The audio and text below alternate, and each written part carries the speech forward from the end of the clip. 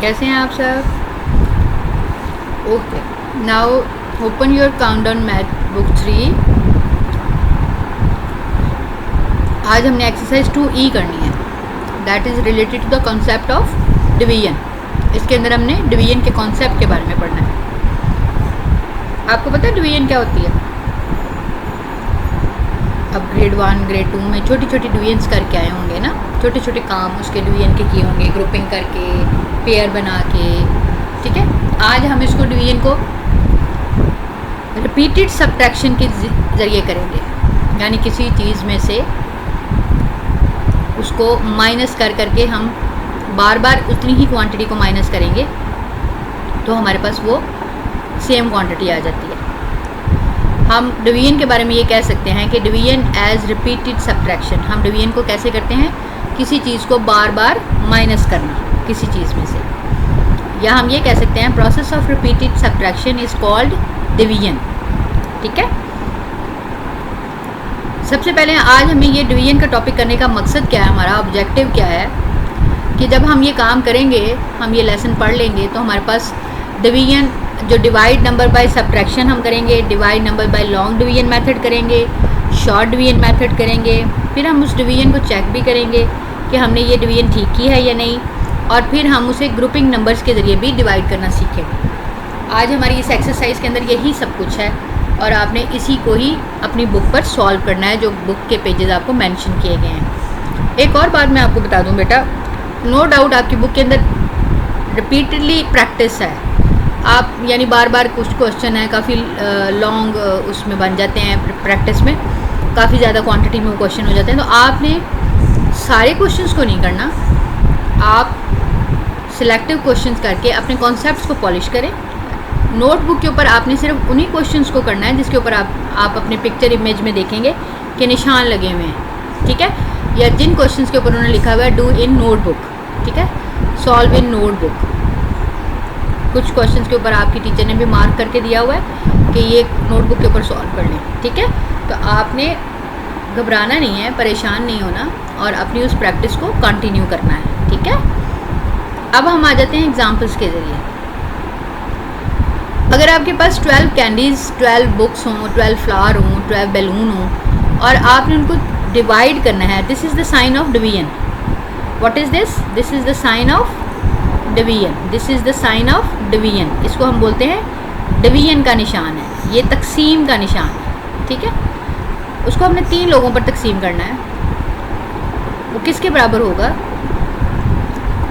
4 के।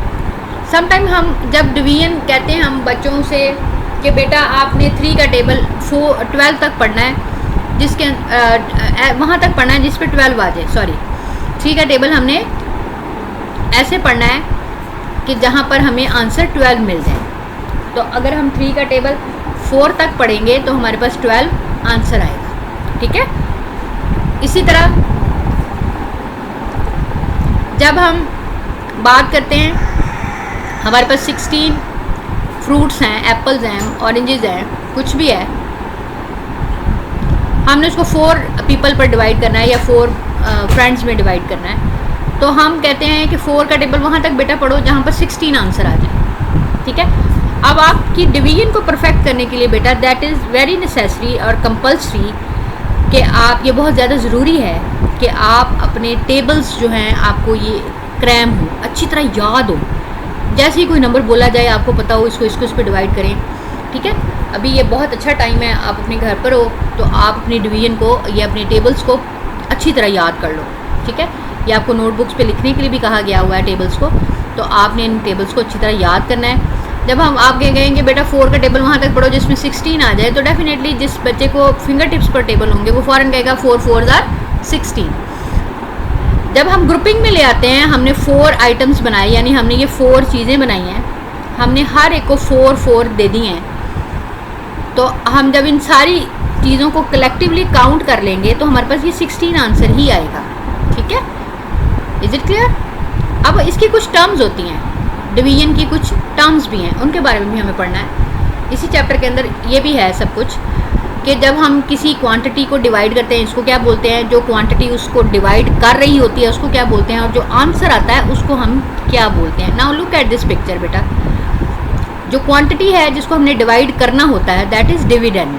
इसको क्या बोलते हैं हम, डिविडेंड। इसको अपने रॉन्ग प्रोनाउंस नहीं करना बेटा, दैट इज़ डिविडेंड। जिससे हम उसको डिवाइड कर रहे होते हैं दैट इज़ डिवाइज़र। जिससे हम उसको डिवाइड कर रहे होते हैं दैट इज़ डिवाइज़र। और जो डिवाइड करने के बाद आंसर आता है that is your quotient, that is your quotient. अब उसको डिवाइड करने के बाद अगर कोई आंसर नीचे कोई चीज़ बच जाती है, नहीं भी बचती, तो हम जो बची हुई चीज़ होती है उसको हम बोलते हैं रिमाइंडर। जो बची हुई चीज़ है उसको क्या बोलते हैं, रिमाइंडर। अब ये पूरा पूरा डिवाइड हो गया है तो इसका मतलब है कि इसके बाद कुछ नहीं बचा, तो that is your reminder is zero. हम उसको शॉर्ट फॉर्म में आर के साथ लिखते हैं, रिमाइंडर इज़ ज़ीरो। कुछ ऐसी लॉन्ग डिवीजन आगे आप अपनी प्रैक्टिस में करेंगे, कुछ ऐसे क्वेश्चन आएंगे जिसके अंदर रिमाइंडर 1 2 3 4 कुछ ना कुछ बचेगा, तो आपने उसके साथ आर लिखना है, ठीक है। आपने उसके साथ क्या लिखना है, आर लिखना है। Now come to this video, this is for the description video. आपने इसको वॉच करना है, ठीक है। इसको वॉच करें और आप अपनी कॉन्सेप्ट्स को पॉलिश करें, अपना काम बुक पे और नोटबुक पे करें और पोस्ट करें फॉर चेकिंग। तब तक अल्लाह हाफ़िज़।